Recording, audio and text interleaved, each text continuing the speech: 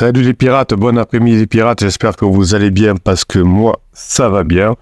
Je me sens bien parce que c'est la semaine où on se sent bien, voilà. C'était le format de la formation que je vous avais proposé. Il faut se sentir bien pour tenir le coup, pour récupérer son conjoint. Donc vous avez comment vous sentir bien pendant la crise de votre conjoint, c'est la formation de la semaine. Vous la retrouvez dans le catalogue des formations que vous retrouvez en descriptif de ce podcast. Si vous êtes ensemble depuis 5, 10, 15, 20 ans et si tout d'un coup votre conjoint vous a dit qu'il ne vous aimait plus, eh bien vous êtes certainement à la fin de la phase de sécurisation. Votre conjoint est rentré avant vous en phase d'exploration et votre conjoint compte bien aller voir si l'herbe n'est pas plus verte ailleurs. Mais heureusement, vous êtes tombé dans cette team, dans cette famille de pirates.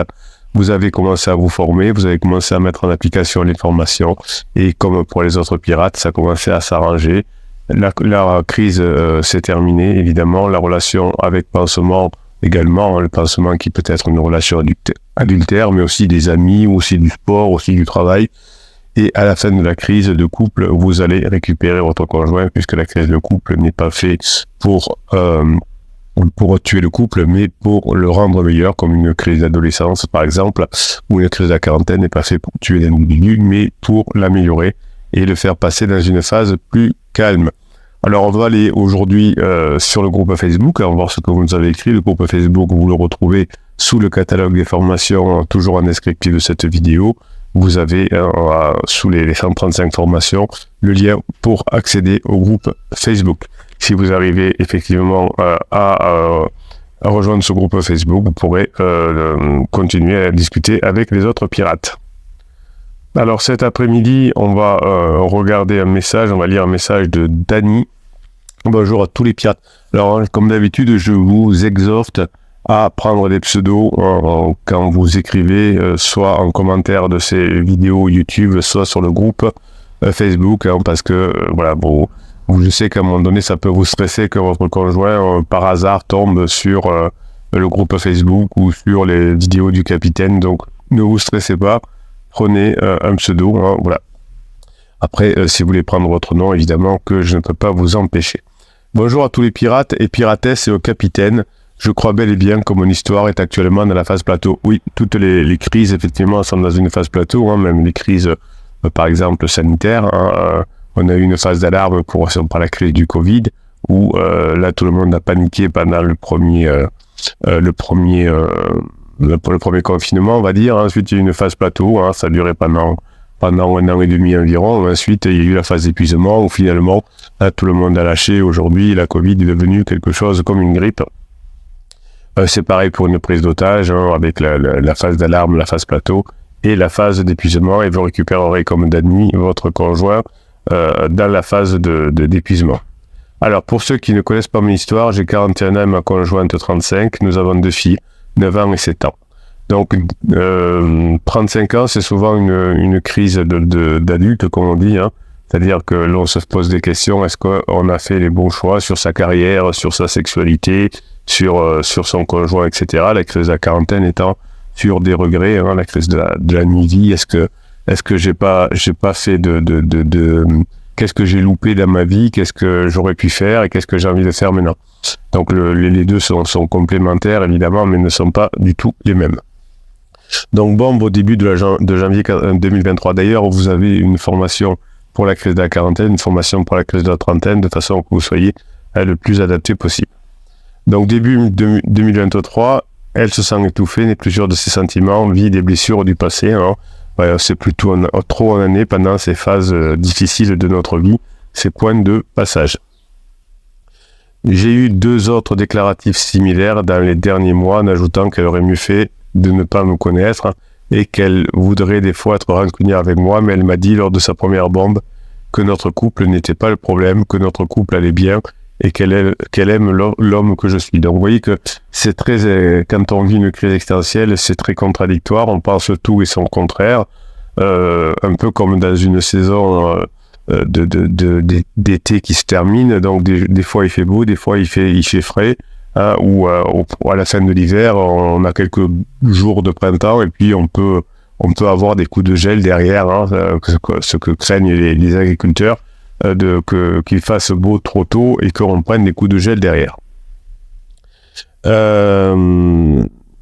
Chaque déclaratif, ça est suivi de phases de regret, d'ensaisissement, me prendre dans ses bras, me prendre la main. Donc, c'est intéressant.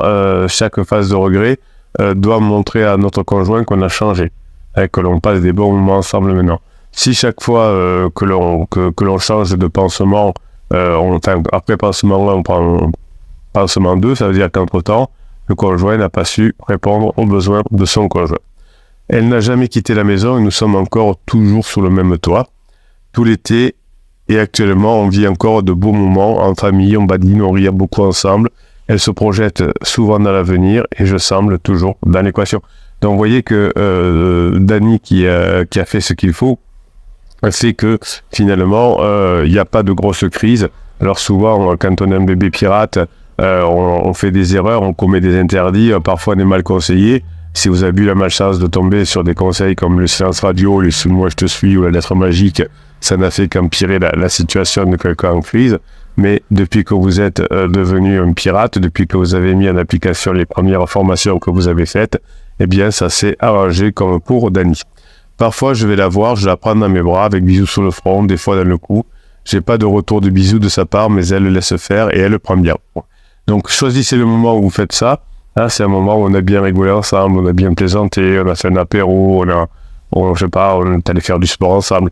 Donc, faites-le au moment où votre conjoint est plein de dopamine. Si vous vous êtes pris la tête juste avant, ou si votre conjoint n'est pas bien, est en colère, ne le faites pas. Quand un conjoint est en colère, on ne va pas le toucher, on ne va pas la toucher. Si votre conjoint est triste, si votre conjoint, au contraire, est en joie, là, vous pouvez y aller. Si votre conjoint a peur, vous pouvez aussi prendre dans les bras. Parfois, elle me demande aussi de me prendre dans ses bras. Ben voilà, c'est rare, mais ça arrive. J'essaye de comprendre pourquoi tous ces beaux moments ensemble, en famille, projection de faire le sapin de Noël en famille, projet de rénovation sur le terrain l'été prochain, ne pas vouloir plus de rapprochement. Alors, ben c'est simple, hein, c'est que pour l'instant, alors il y a sa crise évidemment, mais vous ne suscitez pas le désir avec elle. Voilà, d'après ce que je lis, vous arrivez à rire, mais vous n'êtes pas passé à la phase sexualisation, ni même à la phase tension sexuelle.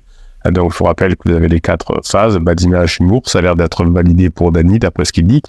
Mais maintenant, il faut qu'il passe à la phase sexualisation. Vous avez une formation sur comment sexualiser avec son conjoint. Et ensuite, plus tard, la phase tension sexuelle. Attention, ne me faites pas de tension sexuelle avant de la sexualisation. C'est un interdit. Bien sûr, c'est la cerise sur le... Non, bien sûr, c'est la crise, pardon. Crise et cerise avec une phrase différente. J'avais jamais remarqué, tiens. Mais je crois vraiment que c'est une phase plateau. Actuellement, j'ai bien hâte de voir quelle sera la suite. Ben, la suite, c'est que vous allez vous mettre à bosser, Dany, c'est que vous allez faire la formation sur la sexualisation et que vous allez faire la formation sur la tension sexuelle. Si vous avez hâte de voir la suite, ben, commencez tout de suite à le faire. Probablement une formation sur la sexualisation sera de mise à... Ben voilà. J'adore. Bravo, Dany. En tout cas, vous avez bien vu ce qu'il fallait faire. Mais je n'ai pas envie de mettre de pression, ne pas avoir de mauvaises réactions, ça parle évidemment, vous n'allez pas mettre de pression, vous allez continuer à avoir l'autodérision, mais il va falloir déclencher la suite. Alors je vais mettre un petit message, en tout cas, bravo Dany.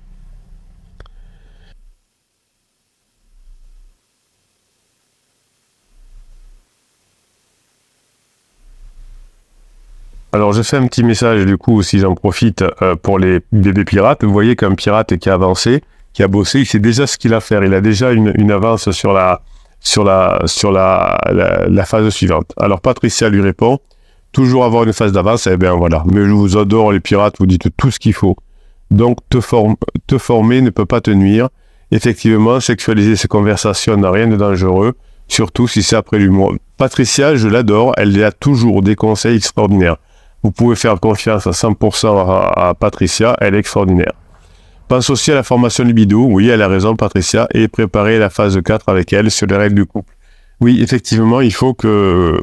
Alors, imaginez que je veuille bronzer, eh bien, il faut que je sois prêt au moment du jour où il va faire beau. Il va falloir que je prépare mon maillot, ma crème bronzante, mes abdos, tout ce que je fais.